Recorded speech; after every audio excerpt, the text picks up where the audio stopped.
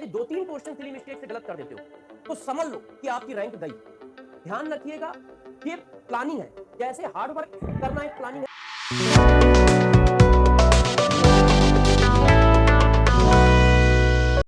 आप लोगों को कुछ खास बात बता देता हूं।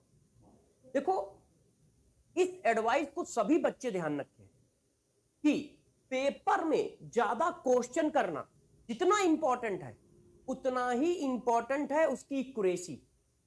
यदि पेपर में आप पूरे केमिस्ट्री के पेपर में 45 में से यदि 2-3 क्वेश्चन सिली मिस्टेक से गलत कर देते हो तो समझ लो कि आपकी रैंक गई।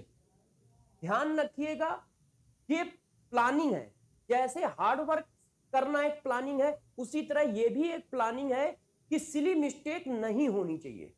यदि आप सिली मिस्टेक करते हो तो बेटा आपकी रैंक चली जाएगी, हो सकता है कि आप सेलेक्ट भी ना हो। क्यों?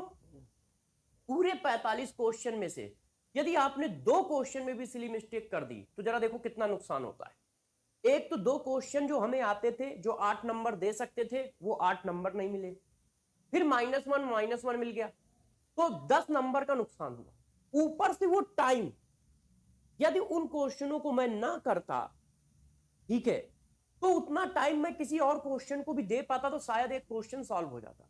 तो मतलब यदि आप सिली मिस्टेक करते हो तो कम से कम 10 नंबर का नुकसान होता है। आप 10 केमिस्ट्री में मान लो, 10 फिजिक्स में मान लो, 10 बायो में मान लो, तो 30 से 35 नंबर का नुकसान हो गया। और आप भी जानते हैं कि आपका कंपटीशन इतना टफ है कि यदि 30 से 35 नंबर का वेरिएशन आ गया तो रैंक कहां से कहां पहुंच जाएगी।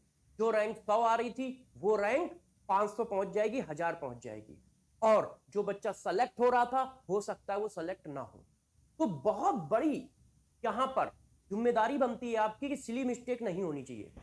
ऐसा ना हो कि सिर्फ आंख बंद करके पढ़ाई चल रही हो, खूब पढ़ाई चल रही हो, नहीं, हमें इस बात पे भी फोकस रखना है कि सिली मिस्टेक नहीं होनी।